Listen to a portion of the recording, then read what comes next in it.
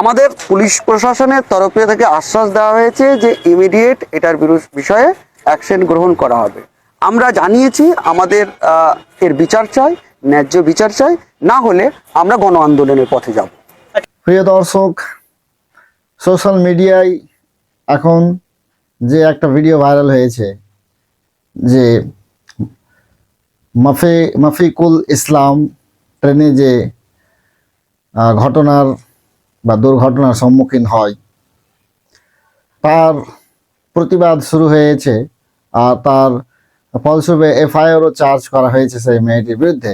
এবং একটা news channel দেখিয়েছে যে মেয়েটির অশ্লীল ফটো তুলেছে এবং সেটা একদম সম্পূর্ণ মিথ্যা, তাই সেই নিউজ চ্যানেলের বিরুদ্ধেও অভিযোগ দায়ের করা হয়েছে। তো এই ভিডিওটিতে দেখেন তারা ফারাক্কা জিআরপিতে গিয়ে লিখিতভাবে অভিযোগ দায়ের করে এবং সেখানকার অফিসার আশ্বাস দিয়েছে যে এর প্রতিক্রিয়া স্বরূপ অ্যাকশন খুবই শীঘ্রই নেওয়া হবে।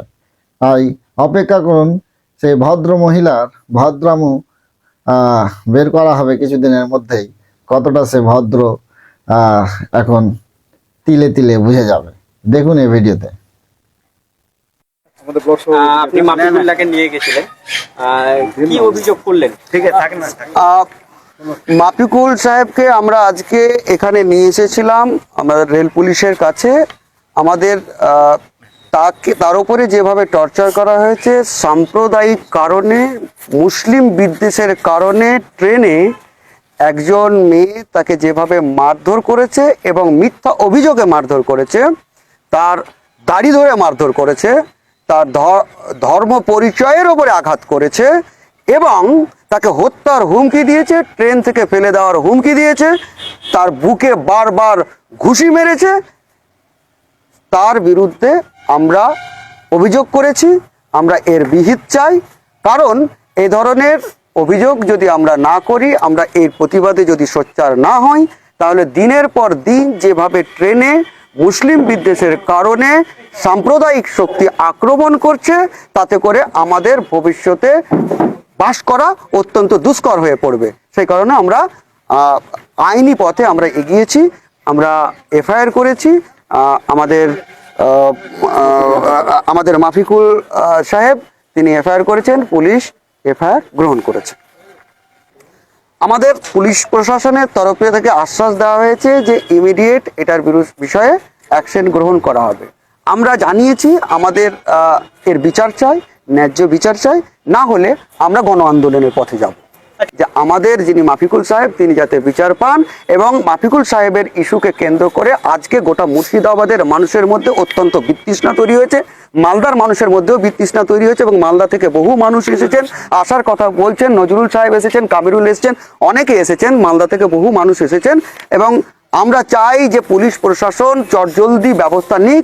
যদি চটজলদি না ব্যবস্থা নেয়, তাহলে একটা সাম্প্রদায়িক একটা অশান্তি তৈরি হওয়ার সম্ভাবনা রয়েছে। এই সম্ভাবনাকে খারিজ করতেই পুলিশ প্রশাসনকে উপযুক্ত ব্যবস্থা গ্রহণ করতে হবে।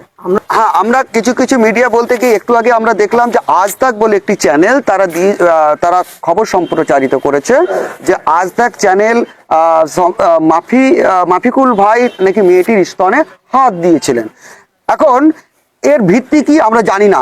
মেয়েটি যে কমপ্লেন করেছে মালদা জিআরপিতে, সেই কমপ্লেনটি আমি পড়েছি এবং মালদা জিআরপিতে কমপ্লেনের যে কন্টেন্ট, সেই কন্টেন্টে কোথাও এ কথা উল্লেখ করা হয়নি যে তিনি তার শরীরে হাত দিয়েছিলেন বা অন্য কোনো অঙ্গ প্রত্যঙ্গে হাত দিয়েছেন। তাহলে এই তথ্যটি আজ তাক পেল কোথা থেকে? সেই জন্য এক্ষুনি আমরা এখানে এফআইআর করার পর আজ তাকের বিরুদ্ধে এফআইআর করার জন্য এক্ষুনি আমরা ফরাক্কা থানাতে যাব।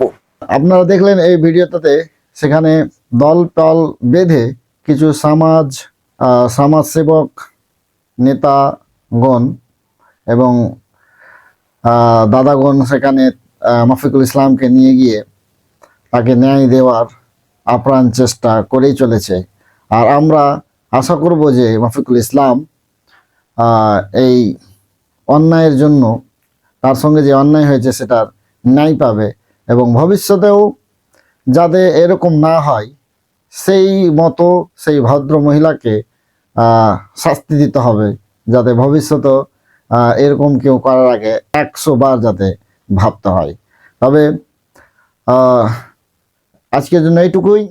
এর পরবর্তীতে আবার নিয়ে আসবো তার ফল কি হয় সেটা নিয়ে। সবাই, আমি মোহাম্মদ তাসিরউদ্দিন শেখ ও তাসির শেখ, আমার জন্য দোয়া করবেন। সবাই ভালো থাকবেন, সুস্থ থাকবেন। ধন্যবাদ।